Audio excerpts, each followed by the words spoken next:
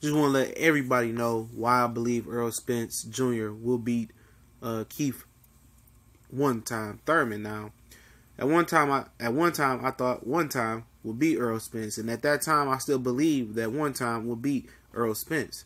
But now it's a different time. Errol Spence is a different fighter. He's developed. I think things have changed. But it's your boy CJ Goodfellow. We back with the Boxing Clinic and more, and we back on this grind. And you know, before, when Errol Spence was 15-0, I believe that Keith Thurman would have definitely waxed him at the time. I think Keith was definitely on a different level mentally, and his mentality, has changed now that he done got a little bit of fame and a little bit of clout and some recognition. Excuse me, a little bit under the weather. Now that he got that recognition and clout, it changed. It didn't change him to be more of a Billy Badass. It changed him to be more conservative and protect what he got, not put it on the line and be KOs for life. And I got it. And I ain't scared to let it go.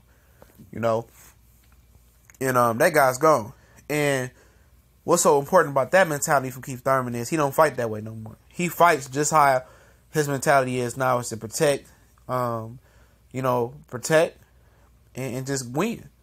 Not go out there and try to knock guys out and try to be aggressive and put guys on the back foot and make them retreat and impose his will. That Keith Thurman ain't showed up in a while. And, for one, all these people talking about Keith Thurman deserve a tune-up.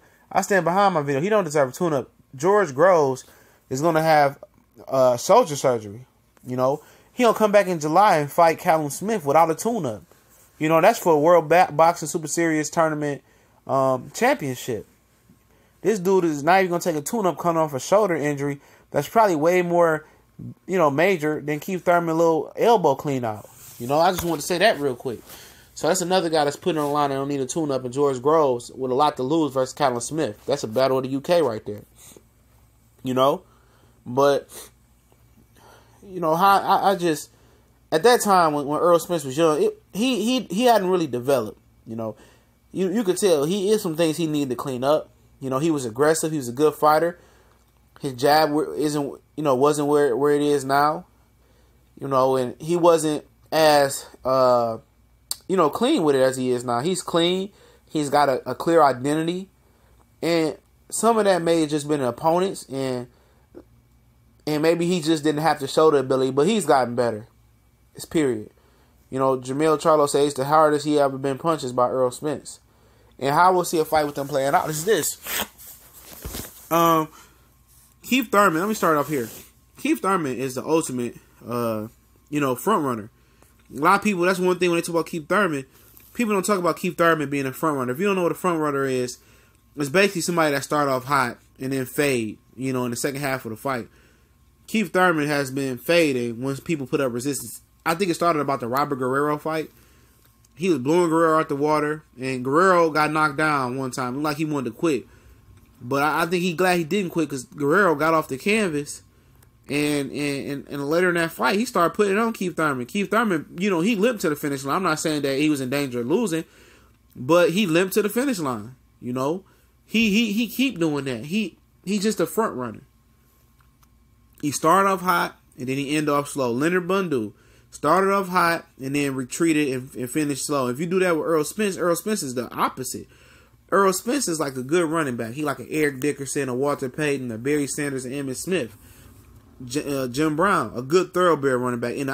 What is a good identity? What type of thoroughbred running back to make the analogy? A real strong running back, a good running back. The more times you give them the ball, the stronger they get. While the defense is wearing down in the fourth quarter, that's when you get those 70, 80 yard, them 20, 30, 40 big chunk yards from great running backs like them. They don't get tired. They get stronger the more they get the ball. They weaken the 11 guys on the other side of the ball. So that's Errol Spence. Crawford is like that as well. They get stronger as the fight, and they make adjustments. And Spence make adjustments that a lot of people don't give him credit for. Especially in the Kell Brook fight, he made a lot of adjustments to the naked eye that went unseen. How Kell Brook was able to hold Sean Porter. Why couldn't he hold Errol Spence like that? Go back and look. Why couldn't Kell Brook continue to move and box the way he did versus Errol Spence? Obviously, Errol Spence stepped up the output. He stepped up the pace, And his body punching when Kell Brook was trying to hold him, he was at a perfect angle. Unlike Sean Porter, where he didn't smother his work, he was at that right angle, and he was killing his rib cage and killing his body, and that would really drain Kell Brook out. Had nothing to do with the eye, nothing to do with the beating that Golovkin put on him. It was the fact that Errol Spence deflated his tires. But, how was he, would it play it out? Now, with Errol Spence unveiling a great jab, I mean, the sky's the limit. That jab is a real player in the welterweight division. It might take him over the top, in my opinion. That jab was razor sharp versus Lamont Peterson. And a lot of people say, well, why didn't Lamont Peterson box like he move like he like he should have? Couldn't do it. Couldn't move like that on Danny Garcia. Couldn't move like that on Errol Spence like he did Danny Garcia. And Keith Thurman won't be able to move like that the whole fight either. Errol Spence is a master at cutting the ring off. It ain't nothing to do about foot speed like Kenny Porter was talking about. Oh, that's why Danny couldn't cut the ring off because it's foot speed. Nothing to do with foot speed. When you're dealing with Keith Thurman, if you learn to cut the ring off and close distance and step over to where they moving to and force them to go the other way and close distance, I'm guaranteeing you will close distance, especially with a good jab. And if he's able to corner Keith Thurman, I'm trying to tell you guys. People say, oh, he don't move his head.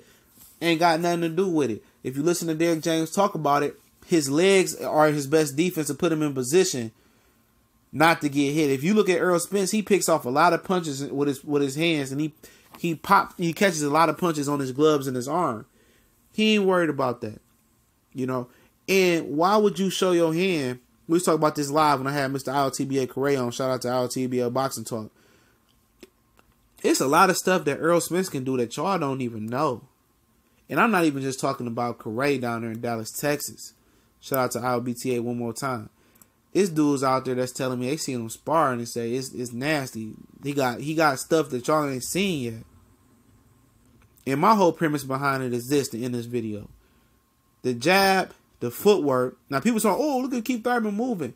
Watch how Errol Spence closes the distance and that movement is going. Once Keith Thurman can't move like that and he got to stand and fight and he going to move on the back foot like that and not be aggressive, I'm going to tell you what's going to happen. Errol Spence, he going to have a little time moving. Errol Spence going to feel his rhythm, cut the ring off.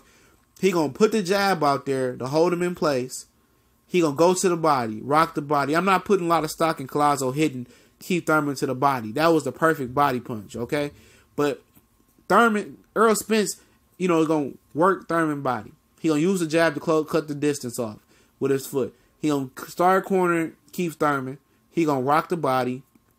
Keith Thurman is already a front runner. So Keith may be up after the first couple rounds or first half of the fight. But come the 9th, 10th round, the 11th round, he won't make it. He going to be a stationary target. Errol Spence is going to put it on him. He going to work the body. He going to stop Keith Thurman about the 10th, 11th round, in my opinion. He gets stronger. Keith Thurman get weaker to the fight. All that movement is not going to work like it did with the rest of his opponents. This dude will cut the ring off on Keith. Make Keith fight, work Keith to the body. While Keith taking headshot, he's going to work Keith to the body, come upstairs and finish his job on the jaw. And he just gets stronger and stronger. This dude's stamina is another level. Nobody talks about how weak Keith Thurman's stamina is, how he barely jogs to the finish line most of the time. And with a guy that's going to set the pace and bring the jab and the footwork, close the distance, and take Keith Thurman movement away, y'all going to be in for a surprise. Y'all think Keith going to win, in my opinion. We going.